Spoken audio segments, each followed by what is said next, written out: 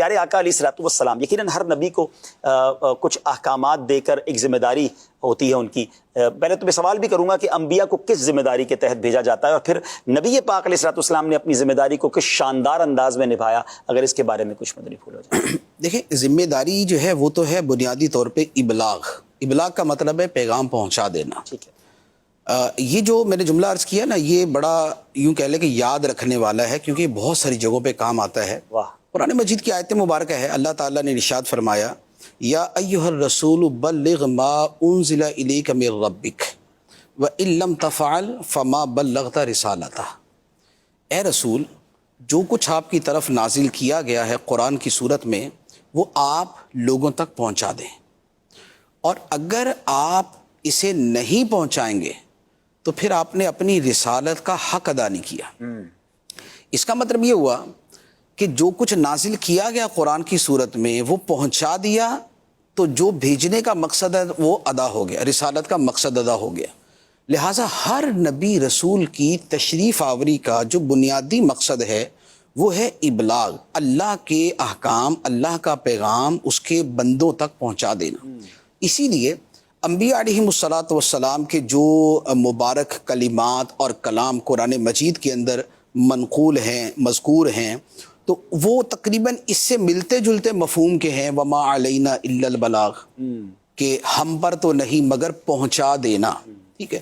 تو اصل مقصود جو ہے وہ یہ ہے. لہٰذا جس نبی رسول نے اپنے پیغام کو پہنچا دیا اس نے اپنے مقصد نبوت و رسالت کو پورا کر دیا، اور یہ مقصد جو ہے یہ ہر نبی نے پورا حاصل کیا. واہ واہ واہ واہ. ٹھیک ہے.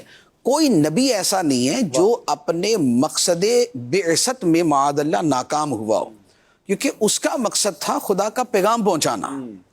انہوں نے وہ پورا کر دیا. اب قوم کا ماننا نہ ماننا یہ دا ادر سائڈ، یہ دوسری سائڈ ہے. معاذ اللہ کوئی ایسا کمپیریزن نہیں کر سکتا کہ دیکھو اس نبی پر تو اتنے تھوڑے لوگ ایمان لائے تو لگتا ہے انہوں نے کامیابی کا معیار نہیں ہے، یہ مقصد کے پورا کرنے کا معیار نہیں. اسی لیے حدیث مبارک میں فرمایا گیا، نبی پاک صلی اللہ تعالیٰ علیہ وسلم نے فرمایا کہ میں نے دیکھا کہ پل صراط سے اللہ تعالیٰ کے نبی گزر رہے ہیں. یہ عالم مثال میں یا جو قیامت میں واقعہ ہونا ہے اسے نبی پاک علیہ السلام نے مشاہدہ فرمایا. تو فرمایا کہ میں نے دیکھا کہ کوئی نبی ایسا ہے کہ جس کے ساتھ ایک بہت بڑی جماعت ہے، کسی نبی کے ساتھ چھوٹی سی جماعت ہے، کسی کے ساتھ 2 آدمی ہیں، کسی کے ساتھ 1 آدمی ہے، کسی کے ساتھ کوئی بھی نہیں. اللہ. یعنی ان پر ایمان ایک بندہ بھی نہیں لایا. ایسے بھی انبیاء علیہ الصلوۃ والسلام تھے. ٹھیک ہے. ان پر ایک بندہ بھی ایمان نہیں لایا. تو کیا وہ ناکام ہوئے؟ نہیں، وہ قطعی طور پہ کامیاب کہ اللہ تعالیٰ نے جو ان کو منصب دیا تھا، جو ذمہ داری دی تھی، اسے انہوں نے 100% پورا کیا. سبحان اللہ. اب یہی معاملہ جو ہے یہ بقیہ افراد کے اعتبار سے بھی ہے. یعنی اس میں مبلغین کے لیے بھی درس ہے کہ مبلغ کی کامیابی کا معیار یہ نہیں کہ اس کی بات کو کتنے لوگوں نے مان لیا اور اس پر عمل پیرا ہو گئے. اچھا. اس کی کامیابی یا اس کی جو ذمہ داری ہے وہ ہے اپنا پیغام پہنچا دینا. جبرن توان کرہن گردن پکڑ کے کسی کو نمازی بنا ہی دینا یہ مبلغ کی ذمہ داری نہیں ہوتی. ہاں، اچھے سے اچھے انداز میں، بہتر سے بہتر انداز میں، مؤثر سے مؤثر تر انداز کے اندر اپنا پیغام پہنچانا ہوتا ہے. لہذا اصل الاصول ذمہ داری کی تکمیل یہ ہے.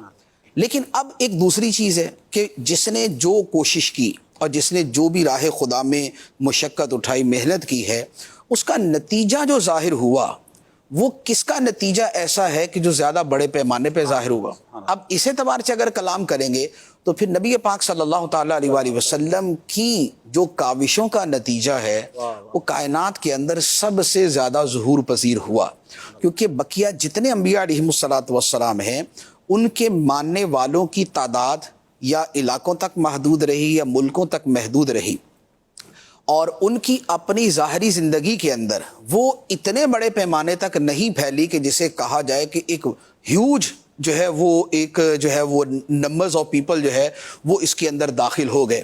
جیسے حضرت موسیٰ علیہ الصلوۃ والسلام کے ماننے والوں کی تعداد بظاہر سب سے زیادہ نظر آتی ہے، یعنی ہمارے نبی علیہ الصلوۃ والسلام کے بعد. لیکن وہ کون تھے؟ وہ آپ کی اپنی قوم تھی، بنی اسرائیل، اور انہوں نے موسیٰ علیہ الصلوۃ والسلام پر وہ ایمان لائے. قرآن پاک میں ہے فما آمنا لموسیٰ الا ذریۃ من قومہ، کہ موسیٰ علیہ السلام کو نہ مانا مگر ان کی قوم کے جو ہے وہ کچھ لوگوں نے. تو موسیٰ علیہ السلام کی قوم کے لوگوں نے مانا. جو فرعون مد مقابل تھا، جس کے پاس آپ گئے اور جسے آپ نے پیغام دیا، اس نے نہیں مانا. اس کے جو ہواری جواری تھے، جو اس کے لشکری تھے، جو اس کے درباری تھے، انہوں نے نہیں مانا سوائے چند لوگوں کے یا چند جادوگروں کے. لیکن نبی پاک صلی اللہ تعالی علیہ وسلم کا معاملہ یہ تھا کہ آپ کی جو قوم بنی ہاشم اور قریش تھی، اس کی بھی بہت بڑی تعداد، بلکہ تقریباً ساری تعداد مسلمان ہوئی.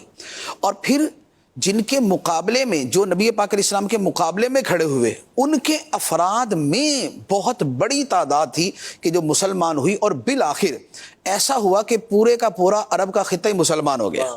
جیسے طائف والوں کا جو معاملہ ہے، یہ ایسا ہی ہے نا جیسے موسیٰ علیہ السلام کے سامنے فرعون تھا، نبی پاک علیہ الصلوۃ والسلام کے سامنے ابو جہل کے ساتھ جو سردار تھے وہ تھے، لیکن ان میں کتنے بعد میں مسلمان ہو گئے. ادھر طائف والے تھے جنہوں نے کتنا جو ہے وہ تنگ کیا، ظلم کیا، لیکن بعد میں کیا ہوا کہ پورے کا پورا طائف ہی مسلمان ہوا. اسی طائف سے بعد میں یہ محمد بن قاسم ہے کہ جن سے آگے پھر یہ ہم مسلمان یہاں بیٹھے ہوئے کہ ہمارا جو ہے وہ ہندوستان یہاں پر مسلمان ہوا. تو نبی پاک صلی اللہ تعالی علیہ وسلم کے جو آپ کی کاوشوں کے نتائج ہیں، اس کی وسعت اور جو اس کے ریزلٹس اور جو اس کی یعنی یوں کہہ لیں کہ ڈیوریبل ہیں، جو جتنی پائیداری ہے وہ بقیہ سب سے زیادہ ہے. ہمارے سلسلے کا نام بھی ہے نا ذوالعالم تیرا پروانہ، آقا کا سارا عالم ہی پروانہ. اچھا، اس میں ایک اور چیز بھی ہے. مثال کے طور پہ تعداد کے اعتبار سے آج بھی کہا جاتا ہے جی عیسائی دنیا میں سب سے زیادہ، مسلمان دوسرے نمبر پہ تعداد میں اور عیسائی پہلے نمبر پہ. یہ یوں کہہ لیں کہ اگر تو کسی فارم کے کسی خانے میں لکھنے کی کا اعتبار ہے تو پھر تو واقعی دنیا میں عیسائی سب سے زیادہ ہے. لیکن اگر کلمہ پڑھ کے نبی کو ماننے والے اور اس کی کتاب کو ماننے والے مراد ہیں تو پھر مسلمانوں کا کوئی مقابلہ نہیں. پھر سب سے بڑی تعداد مسلمانوں کی ہے. ریلیجن تو سب سے بڑا اسلام ہی ہے. پریکٹسنگ تو یوں کہہ لیں کہ آپ نماز، روزہ، حج، زکوٰۃ، تلاوت اس پہ لے جاتے ہیں نا. میں تو ایمانیات کے اعتبار سے بات کر رہا ہوں، یعنی پریکٹسنگ کے اندر بھی مسلمان نمبر 1 ہے. لیکن جو ان کا فیتھ ہے، جو ان کا ایمان ہے، اس کے اعتبار سے بھی، یعنی آپ دنیا کا جو سروے ہوتے ہیں اس کے اندر سروے یہ ہوتا ہے کہ جی یہ ملک تو عیسائی ہے. لوگوں سے پوچھتے کیا ہو، وہ بولتے دہری ہے، ایتھیسٹ ہیں ہم کسی خدا کو نہیں مانتے، ہم کسی کتاب کو نہیں مانتے. یہ جو تعداد ہے، ایسے ممالک ہیں کسی میں 80% دہری ہے، کسی میں 70% دہری ہے، کسی میں 60% دہری ہے. تو یہ جو تعداد ہے جنہیں جو ہے نا وہ یوں کہہ لیں کہ دھما چوکڑی سے جن کو کھانے میں شامل کیا ہوا کہ یہ عیسائی ہیں، وہ کہہ رہے ہم نہیں ہیں، تو لہٰذا وہ تعداد تو ویسے ہی مائنس ہو جاتی.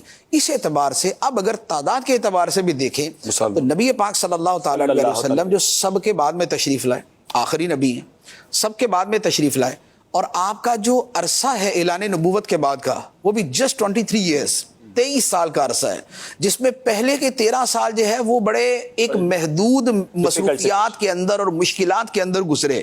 تو بعد کے 10 سال باقی بچے. ان 10-11 سالوں میں اور پہلے والے سالوں کے اندر یہ وہ عرصہ ہے کہ جس کا یہ نتیجہ، جس کا یہ پھل جو ہے یہ اس وقت سب کو نظر آ رہا ہے. سبحان اللہ، سبحان اللہ.